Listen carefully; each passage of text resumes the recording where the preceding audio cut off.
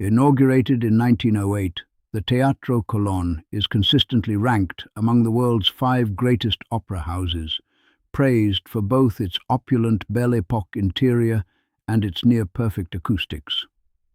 The 7-story auditorium seats nearly 2,500 people beneath a breathtaking domed ceiling, and backstage tours reveal the vast ateliers where costumes and sets are still handmade on site.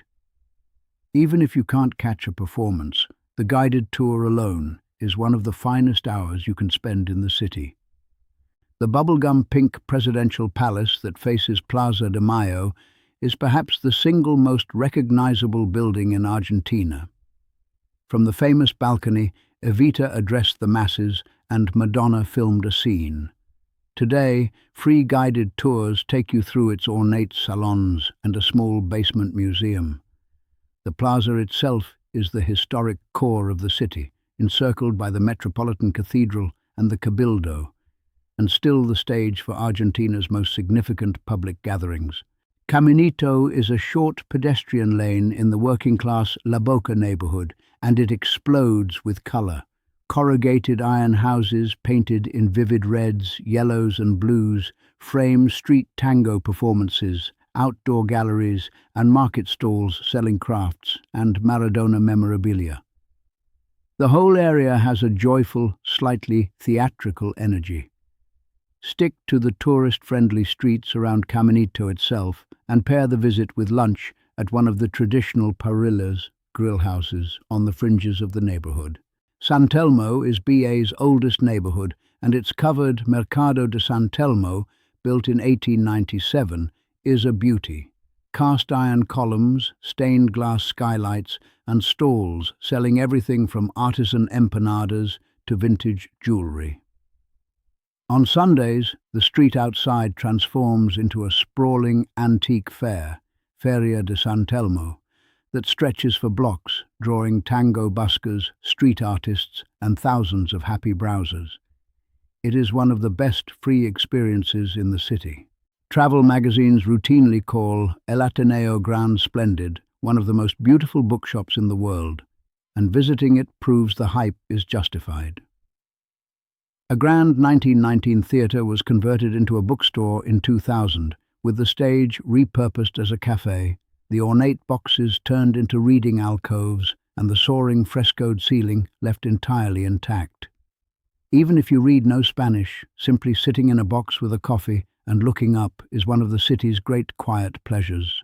Buenos Aires' sleekest district occupies the old docklands along the Rio de la Plata, now lined with converted brick warehouses holding upscale restaurants, boutique hotels, and a couple of good museums. The neighborhood's focal point is the Puente de la Mujer, Bridge of the Woman, a Santiago Calatrava-designed cable-stayed footbridge that pivots open to let tall vessels pass.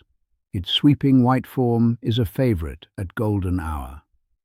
The adjacent ecological reserve, Reserva Ecologica, offers a surprising escape into wetlands and birdlife just minutes from downtown. Palermo's vast network of parks, originally landscaped by French architect Charles Theys, gives Buenos Aires its green lungs. The centerpiece is the Rosedal, Rose Garden, a formal garden with some 18,000 rose bushes arranged around a central lake, a Grecian-style pergola, and a small bridge that is one of the most photographed spots in the city. Nearby are the Japanese garden, the planetarium, and kilometers of cycling and jogging paths that fill with porteños on weekend mornings.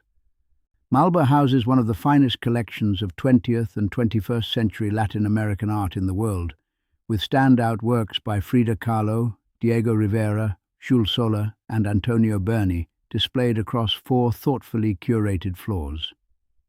The building itself, a striking angular design by a team of Argentine architects, is a landmark in Palermo.